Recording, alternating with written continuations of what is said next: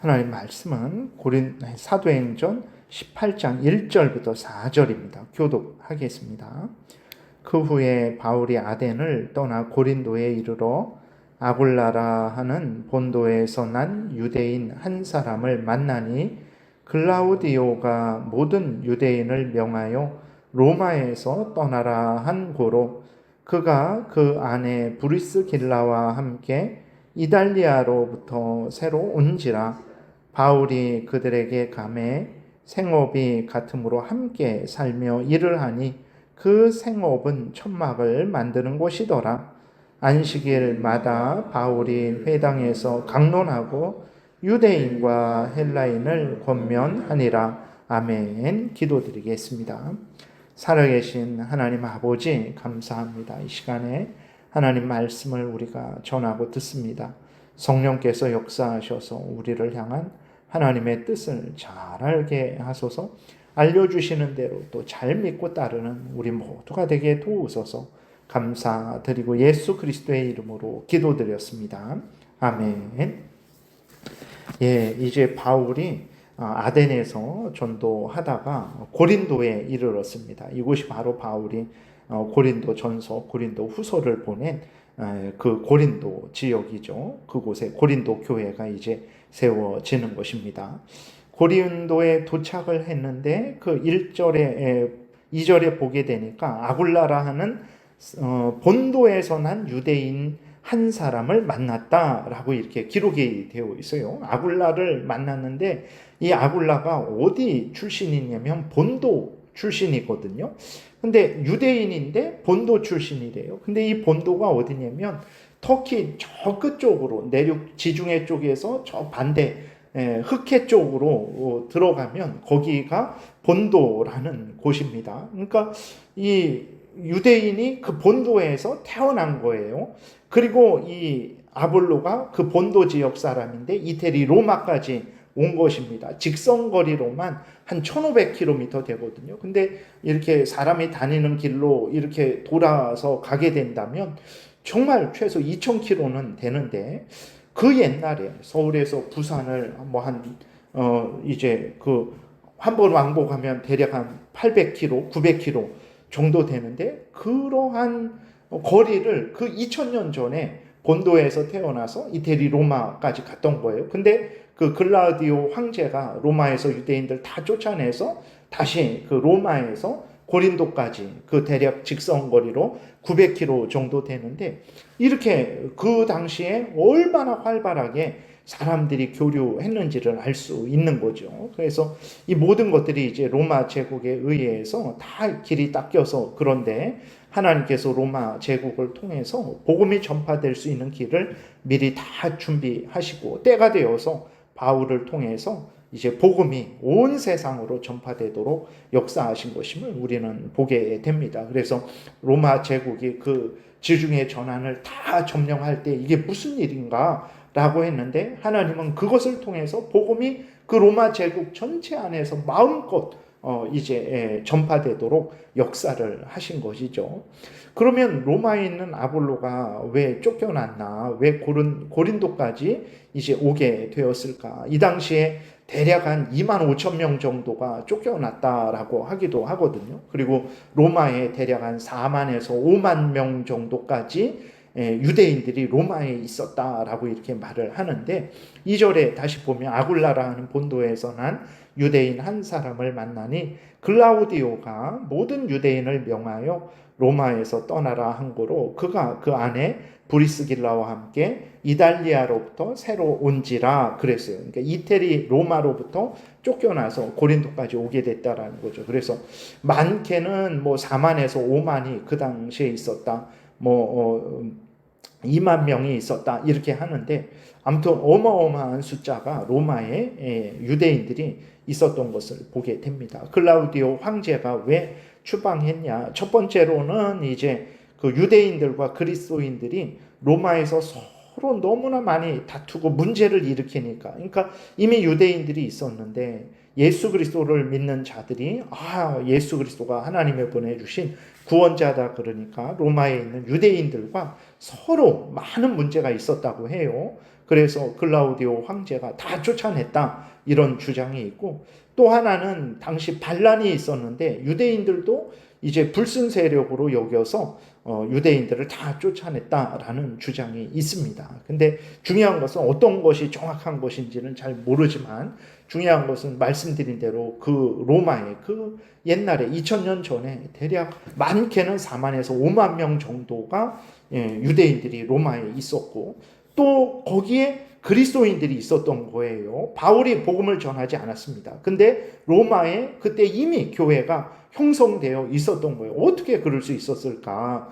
로마에 있던 유대인들이 이제 절기 때 예루살렘에 와서 제사를, 하나님께 제사를 드리다가 복음을 듣고 이제 로마에 가서 교회를 형성했을 수도 있고, 아니면 이방인들이 여기저기 다니잖아요. 예루살렘에 왔다가 복음을 듣고 로마에 가서 이제 그 교회를 세웠을 수도 있는 거죠. 그러니까 중요한 것은 하나님께서 바울만 사용하신 것이 아니라, 우리가 사도행전이나 다른 것들을 보면 바울만 이렇게 나오잖아요. 그럼 베드로는 뭐 했고 뭐 도마는 뭐 했나 이렇게 우리가 생각할 수 있는데, 하나님이 다 여기 나오지 않지만 다 각각의 사람을 각각의 역할을 하게 하신 것임을 우리는 알 수 있는 거죠. 그래서 하나님은 바울뿐만 아니라 수많은 사람들을 사용하셔서 이러저러한 방법으로 이제 복음을 전하게 하시고, 또 복음이 전해져서 교회가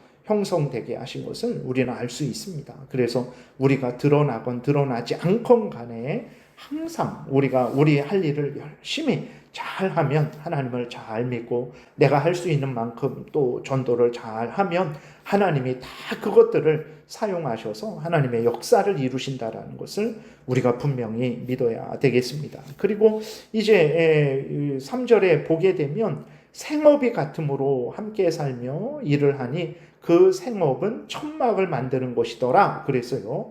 그래서 아볼로 유대인인데 천막을 만들어서, 텐트를 만들어서 이제 일을 하는 거죠. 바울도 천막을 만드는 일을 했던 것입니다. 그래서 함께 천막을 만들면서 그 천막을 팔아서 그 돈으로 이제 선교 자금으로 사용을 한 거죠. 그래서 오늘날 이 본문을 가지고 바울이 이렇게 자기가 스스로 일해서 돈을 벌어 선교를 했으니까 오늘날 선교사님들도 그렇고 목사님들도 그렇고 다 스스로 일해서 돈을 받는 것이, 이게 스스로 일해서 돈을 벌어서 복음을 전하는 것이 이게 옳은 일이다라고 이렇게 주장을 하는 사람들이 있어요. 근데 첫 번째로 바울이 전혀 교회의 지원을 받지 않았냐? 그렇지 않습니다. 고린도 교회로부터 지원을 받지는 않았지만 다른 교회로부터 여러 번 쓸 것을, 특별히 빌립보 교회로부터 도움을 받았다라는 것을 우리가 기억을 해야 되고, 또 다른 사도들도 역시 교회로부터 도움을 받은 것을 우리가 확인을 할 수 있어요. 그러면 왜 바울이 고린도 교회로부터 도움을 받지 않았는가 했을 때, 고린도전서 9장에 보면 이렇게 기록되어 있어요. 12절에 다른 이들도 너희에게 이런 권리를 가졌거든 하물며 우리일까 보냐. 다른 사도들도 너희들로부터 도움을 받아서 그렇게 선교를 하고 있는데 우리도 같은 권리가 있는 것이다. 그러나 우리가 이 권리를 쓰지 아니하고 범사에 참는 것은 그리스도의 복음에 아무 장애가 없게 하려 함이로다 그랬어요. 그러니까 복음 전파에 장애가 없게 하려고 사도 바울이 고린도 교회로부터 어떤 지원을 받지 않은 거죠. 그럼 복음에 장애가 없게 한다라는 게 무슨 뜻이냐 그랬을 때, 아직 어린 고린도 교회에 부담을 주지 않으려고 이제 바로 교회 복음을 전해서 그 교회가 세워지게 되는 것이거든요. 그냥 그때부터 그냥 바울이 많은 선교 자금을 이렇게 받았으면 고린도 교회에 부담이 되었겠죠. 그리고 또 이제 복음을 전했는데 뭐 예수님을 전하고 돈만 밝힌다 이런 말이 나오지 않게 하려고 또 그랬을 수도 있겠고, 또 이제 이러저러한 이유로 바울이 고린도 교회로부터는 사례를 받지 않은 것이라는 것을 우리가 알 수 있는 것입니다. 그래서 이제 이 본문을 가지고 교역자들이 교회로부터 사례를 받지 않아야 한다라고 주장하는 것은 이 전체를 보지 못하고 부분을 보고 말을 하는 것이죠. 그래서 복음의 일꾼이 교회로부터 지원을 받는 것은 하나님이 또 정하신 질서이죠. 근데 이제 교회가 연약해서 사례를 못 줄 때도 있고, 아니면 선교사님이나 목사님이 이렇게 재정이 아주 풍부해서 사례를 안 받을 수도 있고, 이러저러한 상황들이 있는데, 중요한 것은 어떤 상황이든 간에 교회를 위하는 삶을 살아야 된다라는 것입니다. 예수 그리스도의 복음 전파에 방해가 되지 않는 삶을 살아야 된다라는 거예요. 그래서 이렇든 저렇든 우리는 항상 하나님을 경외하고 하나님이 맡겨주신 사명에 충성을 다해야 되는 것입니다. 돈을 많이 받았다고 더 충성하고, 돈을 못 받아 사례를 못 받았다고 덜 충성하고, 절대 그래서는 안 됩니다. 이렇든 저렇든 하나님이 주신 사명에 우리가 충성하게 되면 하나님께서 또 우리를 사용하셔서 복음이 두루두루 전파되도록 큰 역사를 이루실 것임을 우리가 믿고, 우리가 있는 자리에서 감사함으로 모든 일을 행해야 되겠습니다. 오늘은 서론적으로 요 정도, 여기까지 살펴보겠습니다. 기도드리겠습니다. 살아계신 하나님 아버지, 감사합니다. 늘 하나님이 우리를 인도하시는 대로 기뻐하고 즐거워하고 감사하고 하나님이 맡겨주신 일들을 충성되이 감당하게 도우소서. 하나님이 기뻐하시고 교회에 유익이 되며 복음이 두루두루 전파되는 놀라운 은혜의 역사가 일어날 줄 믿습니다. 감사드리고 예수 그리스도의 이름으로 기도드렸습니다. 아멘. 하늘에 계신 우리 아버지여, 이름이 거룩히 여김을 받으시오며 나라에 임하옵시며 뜻이 하늘에서 이루어진 것 같이 땅에서도 이루어지이다. 오늘날 우리에게 일용할 양식을 주옵시고 우리가 우리에게 죄지은 자를 사하여 준 것 같이 우리의 죄를 사하여 주옵시고 우리를 시험에 들게 하지 마옵시고 다만 악에서 구하옵소서. 대개 나라와 권세와 영광이 아버지께 영원히 있사옵나이다. 아멘. 지금은 우리 구주 예수 그리스도의 은혜와 하나님 아버지의 크신 사랑과 성령의 교통하심이 항상 하나님을 경외하고 의지하며 하나님이 맡겨주신 사명을 잘 감당하고자 은혜 구하며 돌아가는 하나님의 택한 백성들 머리 위에 지금부터 영원토록 함께 있을지어다. 아멘.